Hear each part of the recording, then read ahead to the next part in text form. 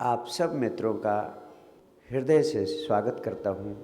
प्रातः वंदनीय परम पूज्य गुरुदेव की ओर से आप सबको हृदय से आशीर्वाद देता हूँ और आप सबको ये वचन देता हूँ कि मेरे सद्गुरु ने इस आश्रम स्थल की स्थापना करते समय कहा था कि यह स्थल कोई साधारण जमीन का टुकड़ा नहीं है, ये तुम्हारे सद्गुरु का स्वामी सुदर्शनाचार्य का शरीर है, उनकी आत्मा है, उनका प्राण है। तो ऐसे दिव्य पुरुष की आत्मा, उसकी आत्मिक ऊर्जा इस परिसर में निरंतर व्याप्त रहती है, निरंतर गूंजती रहती है, निरंतर सक्रिय रहती है। इसलिए यहाँ आने मात्र से, शांत होकर बैठ जाने भर से, थोड़ी देर के लिए विचार शून्य होकर बैठ जाने से बड़ी से बड़ी बाधाओं का, यहाँ तक कि कैंसर जैसी बीमारी का भी स्वतः इलाज शुरू हो जाता है और स्वतः बीमारी जड़ से ख़त्म हो जाती है। ऐसे सैकड़ों उदाहरण यहाँ पर उपलब्ध हैं। मैं ऐसे सद्गुरु के चरणों में आप सब मित्रों की ओर से हृदय से प्रणाम अर्पित करता हूँ और ये कामना करता हूँ कि कोई भी व्यक्ति जो यहाँ पर आया है, जिस भी कामना से आया है, जिस भी प्रार्थना से आया है, मेरे सद्गुरु का आदेश है कि अपनी बात शुरू करने के पहले ये वचन लोगों के हृदय तक पहुंचा दिया करो कि कोई भी व्यक्ति यहाँ से खाली हाथ नहीं जाएगा, खाली हाथ नहीं जाएगा, खाली हाथ नहीं जाएगा। इसलिए सबसे पहला काम मैं करूँगा कि आपको दो महत्वपूर्ण बातें बताना चाहता हूँ। सबसे पहली बात है, आदमी को धर्म के नाम पर, परमात्मा के नाम पर, सद्गुरु के नाम पर जाने क्या क्या करना पड़ता है जब से वो समझदार होता है। और आप भी जाने क्या क्या करते आए हो। कोई कुछ कर रहा है, कोई कुछ कर रहा है। कोई हिंदू है तो हिंदू ढंग से रीति रिवाजों का पालन कर रहा है, मुसलमान है तो मुस्लिम ढंग से रीति रिवाजों का पालन कर रहा है, ईसाई है तो ईसाई ढंग से कर रहा है, यहूदी है तो यहूदी ढंग से कर रहा है। जिसकी जैसी परंपरा बन गई उस परंपरा के हिसाब से चल रहा है। लेकिन सत्य सदैव एक होता है और वह हिंदू के लिए भी उतना ही लागू होता है, मुसलमान के लिए भी उतना ही लागू होता है, सिख के लिए भी, ईसाई के लिए भी, यहूदी के लिए भी। सत्य क्या है जो एक है, उसको जाने बिना ही, उसको समझे बिना ही, उसका अनुभव किए बिना ही पृथ्वी पर लोग तरह तरह के काम करते रहते हैं। और इसी कारण जो कुछ तुम पूजा के नाम पर, प्रार्थना के नाम पर, धर्म के नाम पर करते हो, वो सिर्फ एक रीति रिवाज, परंपरा या कर्म कांड बनकर रह जाता है। उससे तुम्हें लाभ कुछ भी नहीं होता है, सब व्यर्थ का व्यर्थ चला जाता है, सब दो कौड़ी का हो जाता है। चाहे आप 2 घंटा रोज करते हो, चाहे 4 घंटा करते हो, चाहे 15 मिनट करते हो, चाहे 10 मिनट करते हो, उसका कोई मूल्य नहीं। मैं सच्चे हृदय से कहना चाहता हूँ, सारे संबुद्धों ने सच्चे हृदय से यही संदेश आप सब तक पहुँचाना चाहा। चाहे सद्गुरु नानक हों, चाहे भगवान महावीर हों, चाहे भगवान कृष्ण हों, चाहे कबीर हों, चाहे दादू हों, चाहे बुद्ध हों, सब ने यही संदेश पहुंचाने की कोशिश की कि इन नाना प्रकार के रीति रिवाजों, कर्म कांडों में उलझने से तुम्हें कोई आध्यात्मिक लाभ नहीं मिलने वाला, तुम्हारी आत्मा के तल पर कोई रूपांतरण नहीं होने वाला है, आध्यात्मिक तल पर तुम्हें कुछ मिलने वाला नहीं है। ये तुम्हारी सांत्वना भर है जो तुम करते हो धर्म के नाम पर। तो तुम्हें कुछ ठोस रूप से कैसे मिले, ये सबसे महत्वपूर्ण है, जिसके प्रति आपके प्राणों में जिज्ञासा होनी चाहिए, चाह होनी चाहिए, आपके प्राणों में बेचैनी होनी चाहिए कि ये जीवन ऐसे चला जाएगा, आखिर हमें वो संपदा कैसे मिले जिससे यह जीवन तो आनंद से भरी जाए और इस पृथ्वी पर यहाँ आना भी हमारा सार्थक हो जाए। अगर इस दिशा में प्यास आपके भीतर पैदा हो जाए तब आपको उत्तर मिलने शुरू होते हैं। प्यास आपकी पैदा नहीं होती, दूसरों के बताए हुए नकली उत्तर लेकर जिंदगी भर आप दौड़ते रहते हो और इसीलिए तुम्हारे हाथ कुछ लगता नहीं।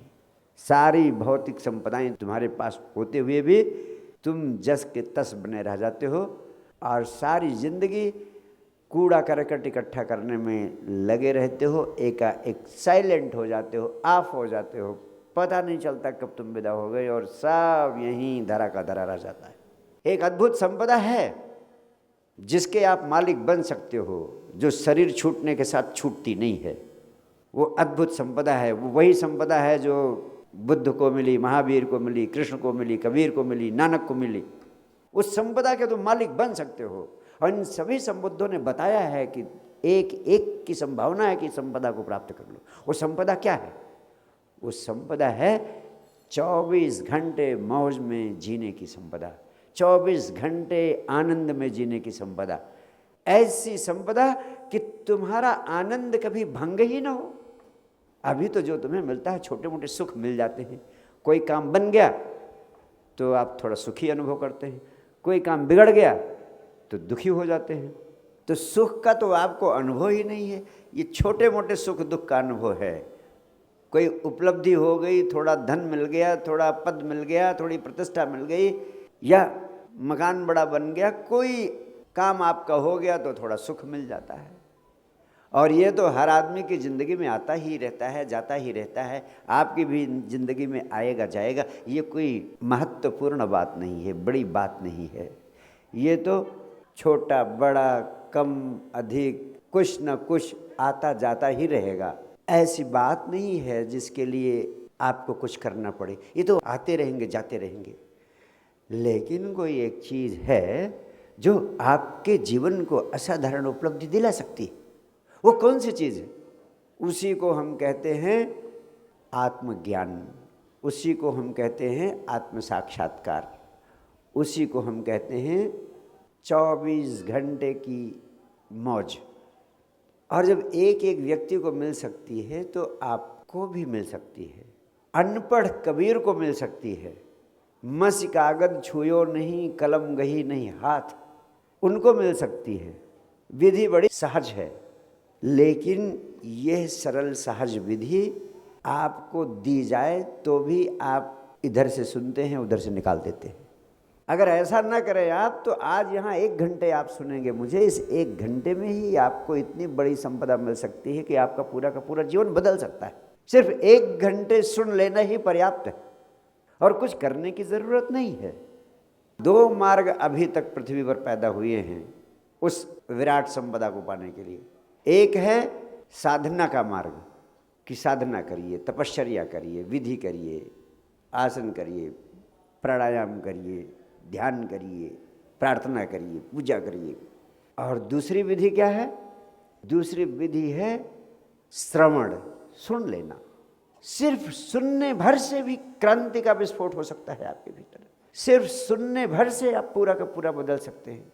इसीलिए भगवान महावीर ने ऐसे लोगों को जो सुनकर ही बदल सकते हैं, सुनकर ही उस परम संपदा को प्राप्त कर सकते हैं, उन्हें श्रावक की संज्ञा दी। उन्हें भगवान महावीर ने कहा तुम श्रावक बन जाओ। श्रावक का अर्थ है तुम सुनने वाले बन जाओ। जितने जैन हैं अगर उन्हें सुनना आ जाए, सुनना एक बहुत बड़ी कला है, सुनना एक बहुत बड़ा विज्ञान है। अगर सुनना आ जाए तभी सत्संग सार्थक होता है, वरना सत्संग सार्थक नहीं होता है। और दुर्भाग्य की बात है 99% से अधिक लोग सुनना नहीं जानते या गलत ढंग से सुनते हैं। सुनना आता ही नहीं उन्हें, सुनना आता नहीं और सारा का सारा सत्संग व्यर्थ चला जाता है। फिर सुनने की कला क्या है? सुनने की कला का सार सिर्फ इतना है कि जिस समय तुम सद्गुरु को सुन रहे हो उस समय सुनना, सिर्फ सुनना, सुनने के अलावा कोई चीज़ तुम्हारे चित्त में रह न जाए। उस समय तर्क न करो, उस समय बुद्धि का प्रयोग न करो, उस समय ठीक वहीं रहो, कहीं और न जाओ, शून्य होकर सुनो। उस समय सिर्फ सद्गुरु और तुम्हारे बीच कोई और दूसरी चीज़ आए ही ना।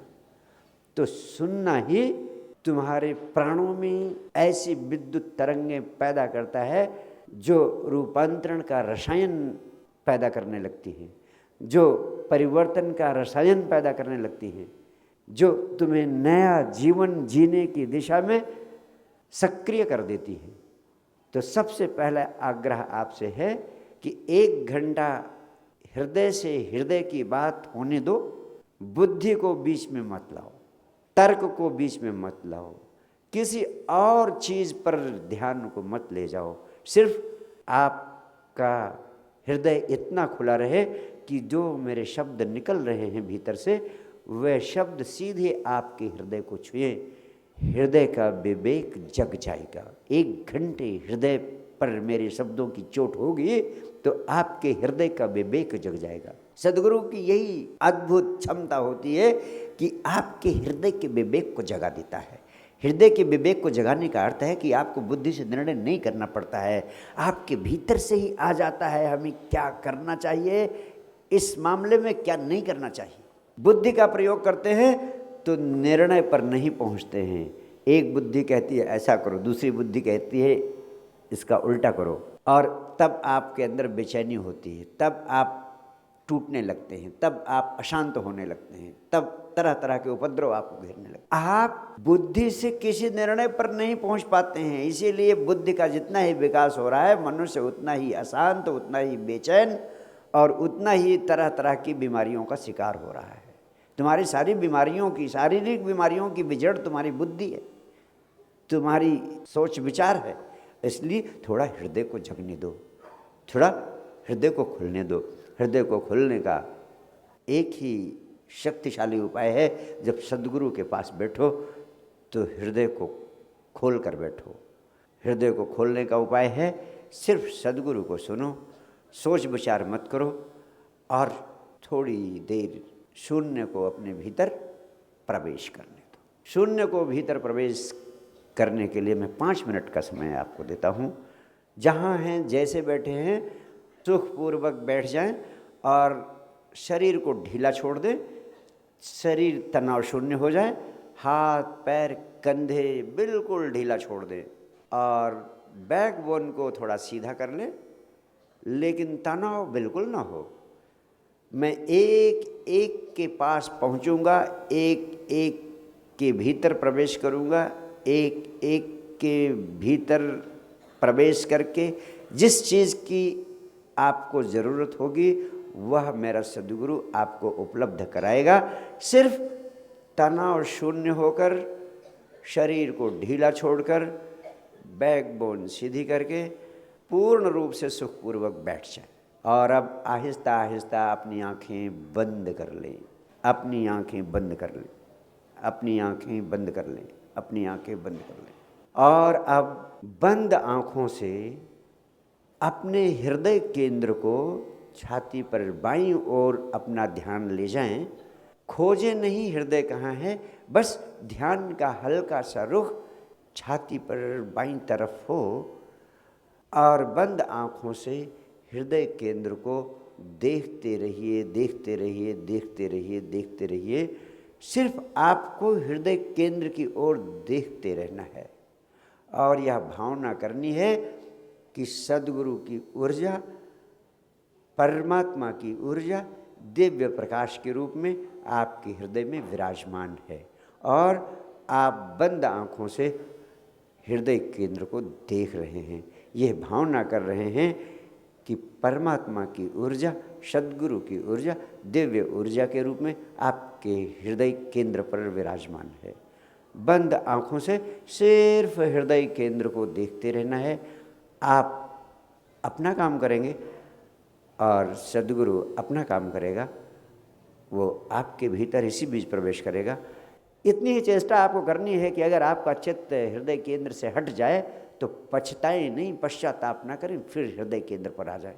तो सिर्फ 5 मिनट के लिए, जब तक मैं अग्रिम आदेश न दूं तब तक आप बंद आँखों से हृदय केंद्र को देखते रहेंगे, देखते रहेंगे, देखते रहेंगे। आहिस्ता आहिस्ता खोलें। मैंने थोड़ी देर आपको अभ्यास कराया हृदय केंद्र को जागृत करने के लिए, हृदय के विवेक को जगाने के लिए। यह 21वीं शताब्दी के व्यक्ति के लिए सबसे महत्वपूर्ण ध्यान की विधि है। आप प्रातःकाल सोकर उठने के बाद 15 मिनट से लेकर शुरू करें और कम से कम आधे घंटे और फिर धीरे धीरे 1 घंटे तक सिर्फ ध्यान की इस विधि का अभ्यास अगर आप करें, ये आपके गुरु की सिद्ध विधि है। एक क्षण आँख बंद करके सिर्फ मेरे स्वरूप का स्मरण कर लें, और एक क्षण के बाद आँख खोल लें, इतने में ही इस सद्गुरु दरबार की ऊर्जा आपके पास पहुँचेगी और ध्यान में आगे ले जाने में आपकी सहायता करेगी, आपके लिए सहायक होगी, आपके लिए उपयोगी होगी।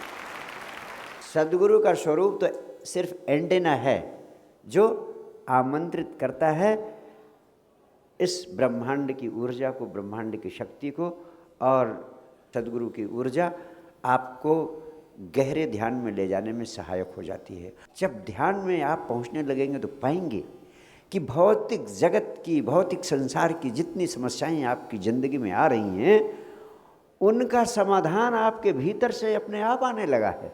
ये अस्तित्व तो स्वयं आपको संदेश देगा कि अब यह परिस्थिति आने वाली है। उसके पहले अपने आप आपका उपचार हो जाएगा, आपकी समस्या का समाधान हो जाएगा।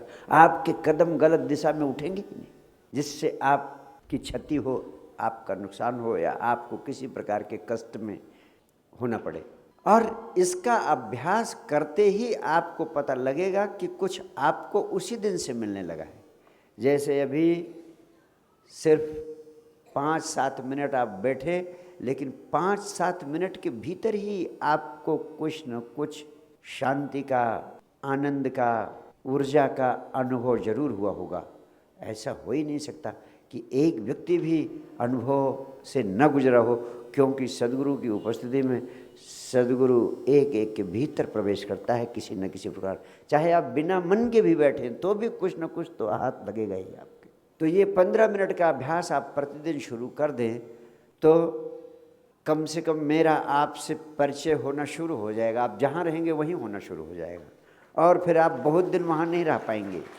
ये 15 मिनट भी आप शुरू कर देंगे तो फिर नाचते हुए, थिरकते हुए आपके कदम इस स्थल की ओर उठने लगेंगे, और फिर आप एक कदम चलेंगे तो आपका सद्गुरु 9,999 कदम आगे चलकर आपको अपनी गोद में लेने के लिए तत्पर हो जाता है।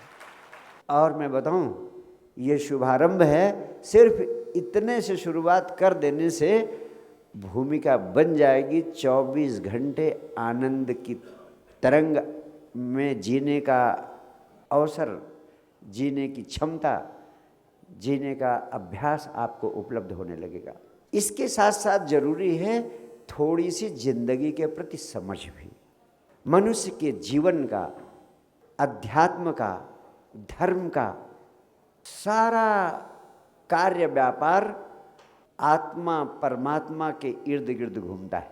हर व्यक्ति आत्मा परमात्मा का उच्चारण किसी न किसी रूप में करता रहता है, और इसी आत्मा परमात्मा के नाम पर वो पूजा, प्रार्थना, तरह तरह के कर्मकांड, क्रियाकांड, मंदिर, मस्जिद, गुरुद्वारे आना जाना कुछ ना कुछ करता ही रहता है। लेकिन सबसे बड़ा दुर्भाग्य है कि मनुष्य को कुछ पता नहीं कि आत्मा का अर्थ क्या है, परमात्मा का अर्थ क्या है, आत्मा है क्या, परमात्मा है क्या। जिसको तुम जानते ही नहीं हो, जिसकी कोई प्रतीति नहीं है, जिसके संबंध में कोई अनुभव नहीं है, उसके संबंध में तुम दुनिया भर का ऊट पटांग पता नहीं क्या करते हो।